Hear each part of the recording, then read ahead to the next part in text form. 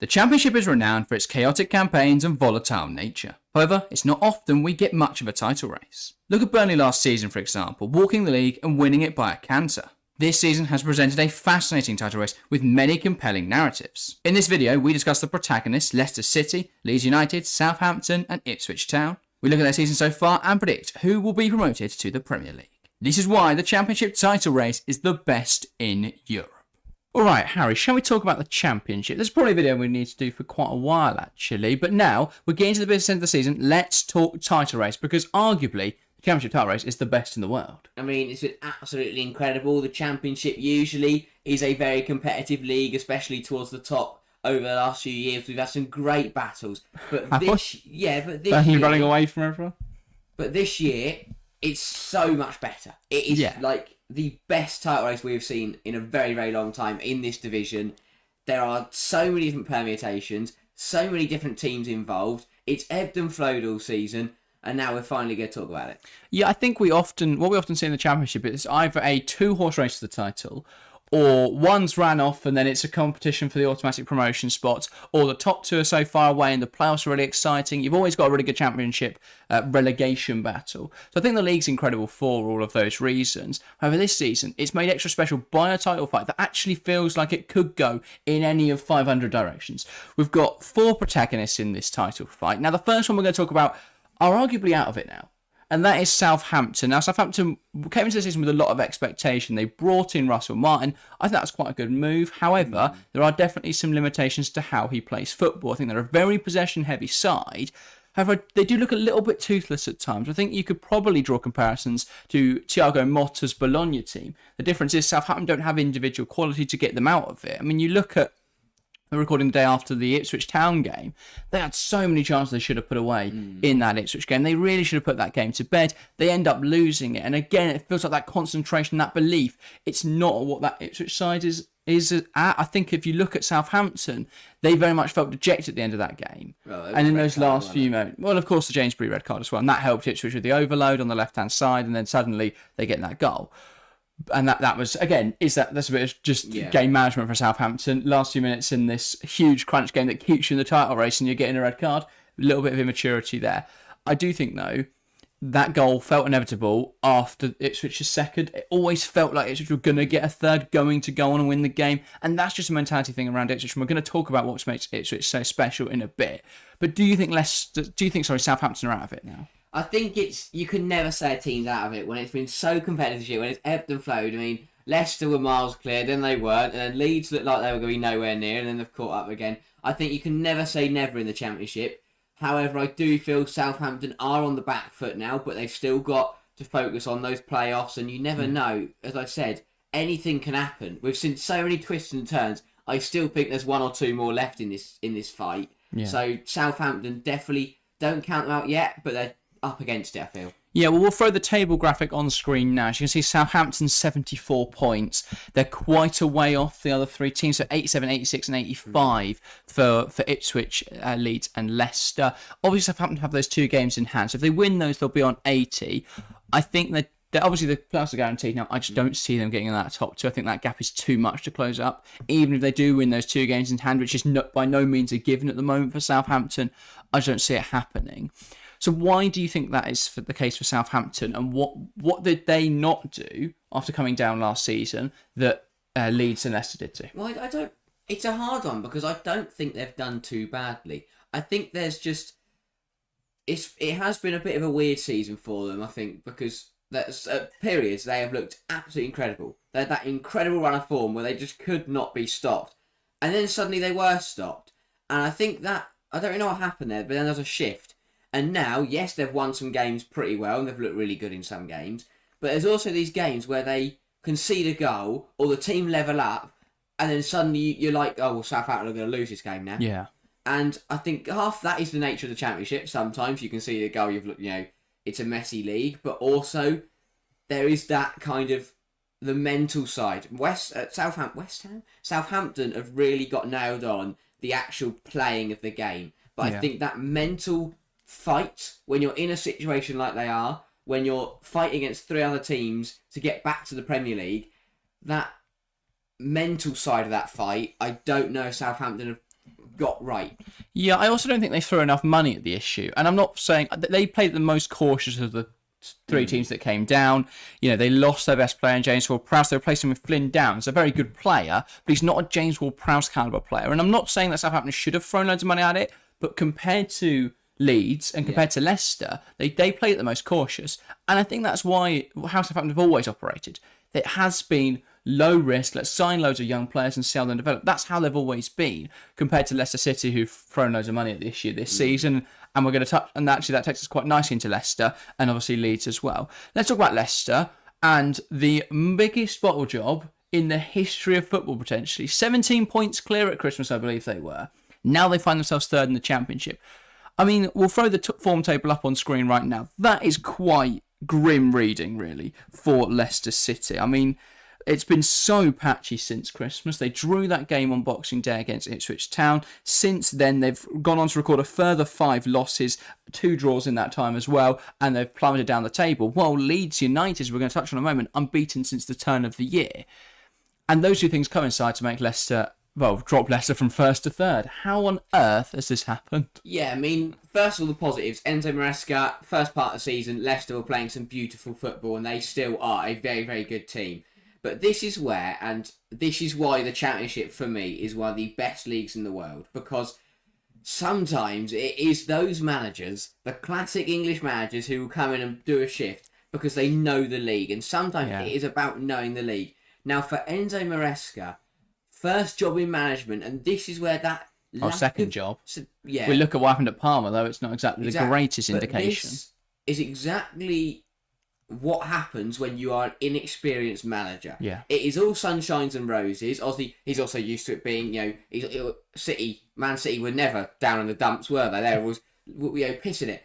He got so comfortable, so happy with the way they're playing football and how well they were doing, and then suddenly it turned, and that is where the experience comes in, because an experienced manager controls that kind of slip, and then they pick it back up again and then they get going again. But not knowing the league and maybe not having that managerial sense like some other managers do has let Leicester down here for me, because things have gone wrong and they've carried on going wrong because they haven't changed anything. Yeah, I definitely think there's a bit of naivety there.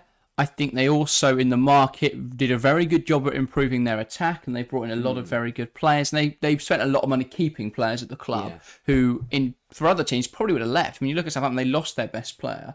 Obviously, Leicester have lost Fofana in recent seasons. I think last summer they lost Yuri Tielemans, Harvey Barnes. They're big losses. And James Maddison, of course, as well, probably the biggest. Almost missed him off. But they've still kept players like Kiernan Dewsbury-Hall, who is by no means a Championship footballer. Jamie Vardy, who can still perform at the Championship level. Kelechi Iheanacho and Patson Daka, who are Premier League quality forwards. I still think their defence is a little bit all over the place, though. And sometimes I think there is a little bit of naivety there tactically, given that the Championship isn't the league where you can always play a box midfield. A 3-box-3 is going to work in the Premier League with the right type of players. It's going to work in top flight divisions where there is so much, it's all about possession and there's so much tactical nous there. But in the Championship, sometimes you just have to win games by any means necessary. Yeah. And that's the difference between Maresca and Company's sides, is that Company team just knew how to get games over the line. Yeah. And actually, perhaps there is a difference there between Jamie Vardy and Ashley Barnes, in that Ashley Barnes is a Championship striker, and Jamie Vardy, is a Premier League striker. And there is a difference there. Obviously, Vardy knows what it takes to get out of the Championship, but he's been a Premier League striker for near on a decade, or at least half a decade. I don't know, about between the two figures I've listed, actually, but he's been in that league for so long. You don't have that grit that you had in a starting player like Ashley Barnes. And obviously, he's not gone up to the Premier League, but you see him at Norwich this season, he's even done bits for them. So I do think Leicester just missed that little bit of grit, little bit of desire to get them through those difficult matches. And this has put them in a really bad situation, because Leicester overspent massively this season with the goal of getting straight to the Premier League again. And if they weren't to go up, I think they're in a serious, serious problem, because they will have to, there's so much in FFP debt compared to what you can spend in the Championship. They're going to have to sell a lot of players. They're going to have to clear a lot of players off the wage bill. They basically have to redo exactly what they did last summer and completely gut out this team. And it puts them in a really difficult spot financially. Yeah, it's imperative that Leicester get promoted this year. Yeah. And they really need to I think the win on Monday against Norwich was big, because for me, I thought they'd lose that. Norwich were really on the up, and after Bristol City on Friday, that was a shocking result. Leicester need to sort this out. If not, they are badly in trouble. They need to realise that, 1 week, okay, you will travel to a side that play very good football. The next week, you're heading down to Rotherham, who stick 11 men behind the ball and do not let you touch them. The Bristol City game, for example. I mean, you can't give Anis Mehmeti that sort of time and space in the edge of the box, or he's going to punish you like he did in that game. So I do think there's a little bit of naivety there for Leicester City. Let's touch on Leeds as well, because we've talked about how bad Leicester have been, but I don't think you can really talk about how bad Leicester have been without comparing it to how good Leeds have been. And again, we're going to have a look at that form table because it is very green. 2 draws since Christmas. Every other game in the Championship has been a win. Now, I know they were knocked out of the FA Cup. I don't really think losing in the FA Cup to Chelsea, though, is the biggest blemish on what's otherwise been a perfect record. They nearly did, yeah. So, I mean, it's been incredible from Leeds. It's been absolutely phenomenal, and this is that whole thing. You give Farker time to embed his system, to get to know the players, and you will play that. They were slow out the blocks. They were really slow out the blocks this season. It's very similar to when Farker got Norwich promoted. Yeah. They didn't have the greatest start to the season. I know a lot of Ipswich fans and a lot of people I've spoken to. I remember back then they were saying things like, "Oh, Norwich got lucky at the end of the season. They keep getting these big results." But I think it's actually that Farker's system it takes a little bit of time for him to embed himself in a club and really get to work with the players, get to know the players and understand what they need from him. And now we're getting to the second half of the season and it's been impeccable. They've been absolutely unstoppable. No, I mean, literally, nobody can stop them in 2024. And I think, you even know, when they struggled to start the year, you knew they'd turn it around because, Farker's a bloody good manager, especially for the Championship. He knows what it takes to get out of that league. But also, this Leeds side have some incredible players. I mean, they are a phenomenal football team. You look at Archie Gray, you look at Somerville. Again, these young players who are taking this club on their shoulders and carrying them up the league. They've been superb. I mean, Somerville, the ball's on him to take that penalty on Monday night with 2 minutes to go when the game's on the line. Huge. And the goal from Dan James as well from 50.8 yards and that clocked up us. Now, that's a hell of a strike, isn't it? I mean, football I don't rate. He runs fast. Yes, and when the goal has no goalkeeper in it, he scores goals. He's so good. But Leeds have been incredible. You have to give them credit due. Yeah. Yes, Leicester have thrown this away, but Leeds have caught them because they have been ridiculously good. Yeah, exactly. And that unparalleled consistency is what's left them sitting second in the league right now, a point behind Ipswich Town, and they do look on merit, like they could go up this season. I think they're very much... Well, I'd make a strong argument they're the best team in the Championship this season. It's difficult to say between them and Leicester and Ipswich, and probably not Southampton, but those three. I think it's very difficult to separate the three of them, but I think Leeds have played some of the best football.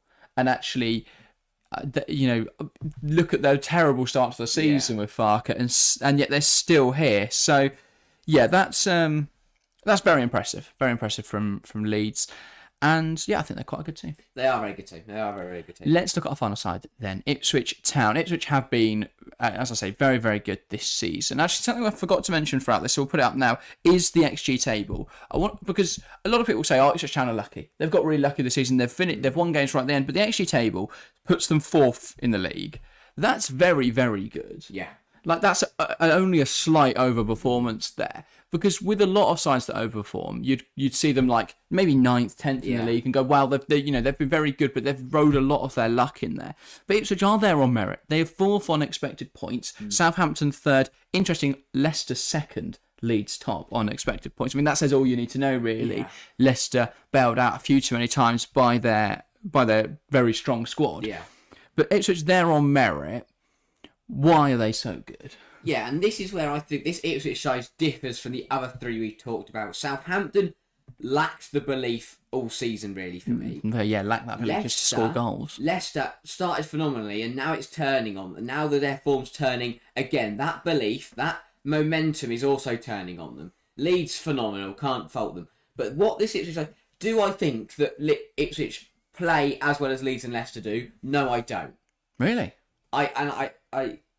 I'd make an argument they do. I think on their day, Leeds and Leicester are better than Ipswich. But the reason Ipswich are here and the reason that Ipswich can fight in every game is the culture of the club, the belief and the momentum they've carried since the start of the last season in League One. It is that togetherness, not only from the fans but the players, because Portman Road is an absolute fortress. Ipswich, wherever they go, cause problems because every game, no matter who the opposition is, they could rock up at anyone this year and they'd believe they'd beat them. And that is why they are doing so well this year. Yeah, I'm not saying they play for great football. McKenna has playing beautiful football. But it's what McKenna's also done off the pitch that is then reaping the rewards on the pitch for Ipswich Town, who, again, have been mostly faultless this season. Well, it's not just about atmosphere, you say. Obviously, he's done really well to cultivate a great atmosphere, but it's also his recruitment. Because what a lot of managers will do when they go up in the league is add loads of players. Yeah. And what Ipswich did was added the right players. And there's a key difference there. Ipswich looked at the right profiles, the right fit, the players that were going to really believe in the McKenna system. And again, I feel like with young coaches, you have to have young players. Because if not, they're just not going to believe in the system. They're not going to trust him. If you're older than the manager, you're rightfully going to go, hang on, mate. Like, I know more than you. So you have to have those young players. And that's why they've done so well. Players like Jeremy Sarmiento coming in on loan, Omari Hutchinson coming in on loan, Axel Tuon-Zabi, Brandon Williams before he disappeared off the face of the earth. But they brought them in and they've embedded them in this Ipswich side and they look really good. I mean, Tuon-Zabi, my biggest one, because he joined in January, right? Yeah. And he's only really supposed to be a backup.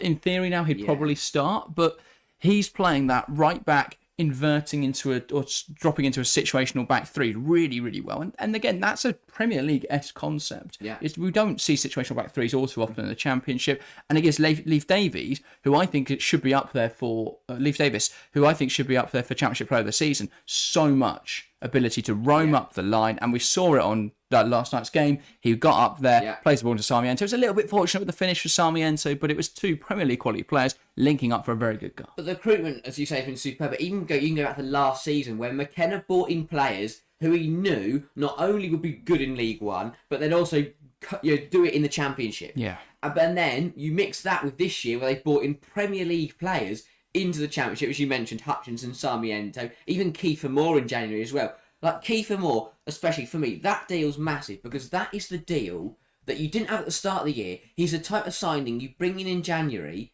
that gives you that extra push to keep your promotion momentum going. Yeah. It's what these other sides haven't done. Ipswich Town have hit the nail on the head. They've been absolutely brilliant. Where Southampton have been hit and miss, where Leicester started fast and ending slow, where Leeds started slow and ended fast, Ipswich Town have just been consistently really good. Yeah. And that is why they've been up there the whole year. They're the kind of team that haven't fluctuated because of their own cause. They've only moved up and down due to what other teams are doing. Yeah, they've very much plodded along very nicely by themselves. They've been very good this season, Ipswich, and I think what gives them Ipswich has a lot of confidence going into the future is that the investment this year has been really smart. The investment isn't going to go anywhere. They've got owners and they've just had a whole, I think, £200 million invested going into the club, hoping to be in the Premier League next season. I think that stands in really good stead. My biggest question mark is, can McKenna do it in the Premier League? Because we've seen it with Company. Yeah. But I do think McKenna is a better recruiter than Vincent Company. I think Company used his contacts at City, used his contacts at various Premier League clubs to bring in a really good squad last season. As soon as they get to the Premier League, there isn't that thing there. I know you speak about how McKenna's brought Premier League players into the Championship. While they can't exactly do that, they can't get Champions League players playing in the Premier League. You can, to a certain extent, make a very strong squad. I think the Premier League will be very difficult next season. Yeah. Because I don't see, other than the three sides who just went up and may come back down, I don't see who else goes down other than the three sides coming up. So it's very difficult in the Prem at the moment. I think that is my one disadvantage for Ipswich Town, is that Leeds, Leicester and Southampton, for me, have the quality in their squad to fight in the Premier League. Ipswich, they've got some players. Southampton? Maybe not. They can't score a goal. They've got Adam Armstrong, I love it. No, that Southampton side will not score a goal in the Premier League. I've seen Che Adams play in the Premier League. He does not score. The thing with Ipswich is, obviously, yes, I think they've got a very good squad and they've got some players in there that are Premier League quality, but they're your loan signings. And if Chelsea look at this season and decide to give him back to Ipswich Omari Hutchinson. for a Martin Hutchinson, I didn't mention his name, that's poor. Same with Sarmiento. I don't think Brighton are going to look at that and go, have him back. I think they will. I think the difference with Chelsea is that there's going to be more suitors in Hutchinson. And the Chelsea need money. I think Borussia Dortmund will probably look at him. Yeah. But the other option is Chelsea do actually play their youth players.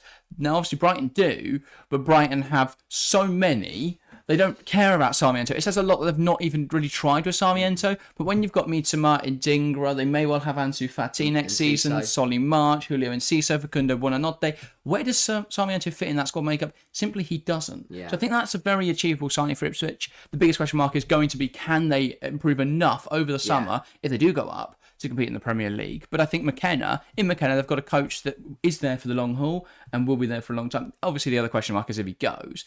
If it just don't go up, could you see McKenna leaving? I don't think so. What if he was offered the United job? Yeah, but the problem is I don't think so, because I don't want to say because it would ruin my prediction. Oh, okay. I don't see a way. Okay. I don't see a way that Ipswich don't go up. Well, that was going to be my prediction as well. So let's talk about predictions. Yeah. We're going to look at the run-in now. So I'll put that graphic up on screen as well. I think this is perhaps the most interesting thing to talk about. Leicester with that extra game, of course. Who do you think's got the best run-in? So I'm going to show you the graphic as well with this one. The problem is, this is so hard to do in the Championship, because on their day, anyone can beat anyone. So every game's a competitive game. No game is what I would call an easy fixture. No. Especially at this point in the season. Rotherham? Ipswich drew Rotherham earlier this season, didn't they? Or They last shouldn't year. have. Exactly. But Norwich up next for Ipswich. That's arguably the most difficult game they've got left. I know Hull and Coventry are probably better teams on paper. Watford, they should piss because they've probably sacked their manager between now and then. Middlesbrough and Huddersfield are other games. Norwich, Hull, Coventry, all away from home. They're tough fixtures. Norwich arguably the most difficult coming up this weekend. How do you see them getting on? I think Carrow Road, I think Norwich have got it, especially after Norwich lost to Leicester. That would have been really frustrating for David Wagner. I think they'll lose. David Wagner. He's Spanish now. Yeah. But I think they will lose. But after that, I think they'll be okay. I think they've got enough on Hull. Coventry, especially they seem to be on a real tough run at the moment. Hull, they're another one of those sides who've had a lot of investment coming in. I think they've got some Turkish billionaire in there, and Rossini's a very good young coach. Yeah. But I think they've invested in really weird signings, like older players and random people from Turkey that this billionaire probably knows or can sort out with some special perks. It's just a weird amalgamation of footballers. Leicester's running. Birmingham up next, a horrible team, but that is at home, which is a relief. Millwall away, completing the worst week in history for Leicester. Plymouth away, they're in desperate need of points. What a terrible next 3 games for Leicester. Plymouth away, they're a team in desperate need of points. Oh, points. Come on. But Plymouth need them, and they've just had the manager, new manager bounce. West Brom, Southampton, then Preston away, Blackburn at home. That's a tough. It is tough, but they've got that extra game in there, and this is where. Yeah, that would put them top if they win it. Yeah, exactly. But will they? It's Millwall away. Or Plymouth away. I don't know which one. I can't call this, because you look at Leeds, and again, and this is why I said you never say never with any team being out, because Southampton travel to will play Leicester and Leeds. Leeds on the final day. So if Southampton win their 2 games in hand, and those 2 matches, and then beat those 2, they're suddenly second in the league. And do they win it? No, because they've got Che Adams. Good point. The ones they won't beat. I don't see them beating Leeds or Leicester in those matches. Leeds, Coventry away next. That's not a nice fixture, but they've shown Leeds have done well because they've been pushed all the way in their last 2 games, and they managed to get a draw and a win out of it. Yes, then Sunderland, Blackburn home ties, Middlesbrough, QPR, and then obviously Southampton to finish the season. As you've said, I don't see them having any issues with the likes of QPR, really. For me, it's a pretty comfortable prediction. Yeah. I've already got my top 4 in my head. Well, do you want to run through yours, and then I'll run through mine? I think, though, I've got a bit more of a bold prediction. I don't see any way that Leeds aren't champions. Oh, I think we're going the same prediction then. I do not. I think this Leeds run will continue. They're going to beat everybody they've got left and piss the league. Leeds fans are going to absolutely love it. Now, this is where my debate comes in, but I have to go off form. This Ipswich Town side don't look like being stopped. Leicester look like they can't buy. They can barely buy a win at the moment, and it's very scattered. Ipswich Town for me will take the automatic place in second. Leicester will throw it away. They're going to end up out of the playoffs. No, Christ. What do you think? No. I mean, will they lose the playoffs? Will they win the playoffs? Will they be promoted to the Premier League? I think they will lose the playoffs. Oh, to who?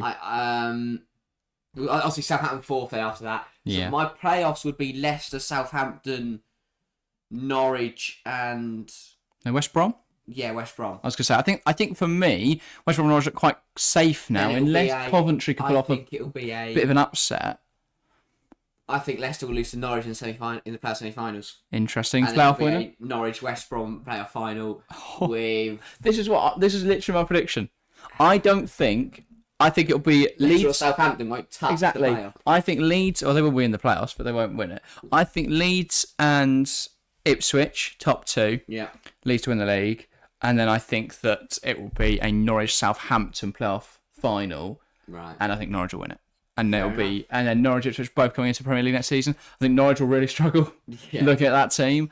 But yeah, I think that will be that creates a very exciting Premier League. Basically, my thought process is Southampton haven't been toothless enough, and in those one-off games of the playoffs, I don't see them getting through them, and I don't think they're going to have enough to get through this run in. And with Leicester, I just don't care about them, and the fact they fucked it so up the wall, they were so good at the start of the season, they've been terrible. Anymore. Yeah, they don't. And that sounds horrible to say. Yeah, I'm sorry to any Leicester fans, but you've thrown so much money at it, and you're not even going to go up. You cannot be 17 points clear at Christmas and throw it away. You don't deserve it anymore.